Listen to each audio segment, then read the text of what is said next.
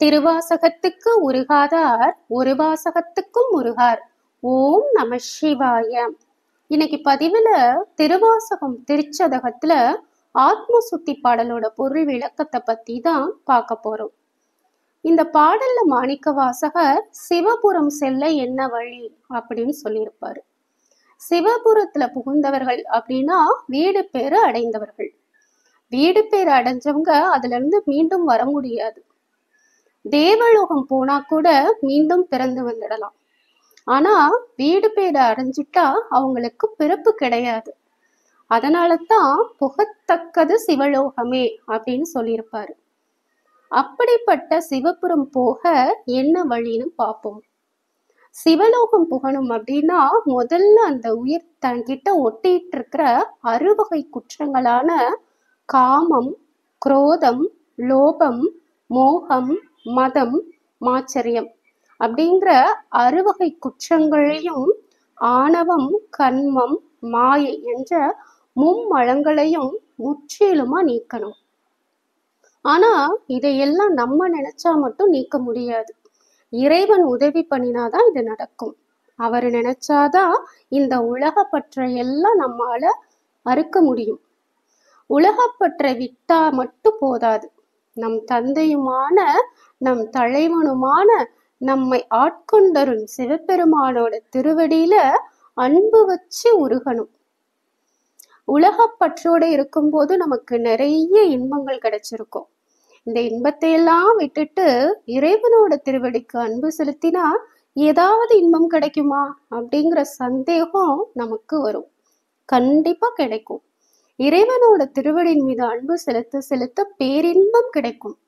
அந்த இன்பம் எப்படி இருக்கும் அப்படின்னு மாணிக்க வாசகர் இந்த பாடல்ல அவ்வளவு அழகா சொல்லியிருப்பாரு. அமுதையும் தேனையும் பாழையும் கற்கண்டையும் ஒன்னா கலந்து சாப்பிட்டா எவ்வளவு சுவையா இருக்குமோ அவ்வளவு பேரானந்தம் கிடைக்குமா. தேன் அப்படின்னு ஏன் சொன்னாருன்னு பார்ப்போம். தேன் எப்படி இருக்கும்? இனிப்பாவும் இருக்கும், அதே நேரம் நம்ம உடம்புக்குள்ள போய் அது மருந்தாவும் செயல்படும். அது மாதிரி இறைவன் திருவடிக்கு அன்பு செலுத்தும் போது அவர் இன்பத்தையும் தந்து நம்மோட பிறவிப்பினையையும் அறுக்கிறாரு. அதனாலதான் தேன் சொல்றாரு. அடுத்து பால். பால்ல நெய் மறைஞ்சிருக்கு, அது நமக்கு தெரியாது. அது மாதிரி இறைவன் திருவடிக்குள்ளதான் வீடு பேரு என்ற நெய் மறைஞ்சிருக்கு. அதனாலதான் பாலை சொல்லியிருப்பாரு. அடுத்து கட்டி. கட்டினா வெள்ளைக்கட்டி.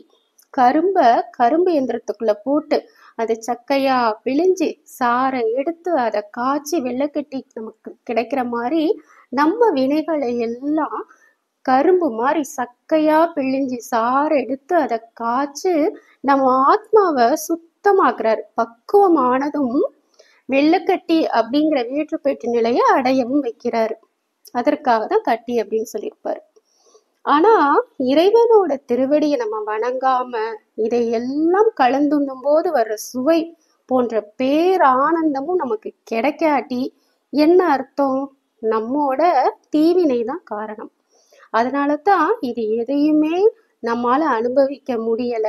இந்த பேரின்பத்தை அடையணும் அப்படின்னா நம்ம முற்பிறவிகள்ல தவம் செஞ்சு வச்சிருக்கணும். இதத்தான் மாணிக்க வாசகர் என்னால இது போன்ற இன்பத்தை அனுபவிக்க முடியலையே, இதுக்கு என்னோட தீவினை தான் காரணம், நான் என்ன செய்வேன் அப்படின்னு இந்த பாடல்ல பாடியிருப்பாரு. இப்போ இந்த பாடலை பார்ப்போம்.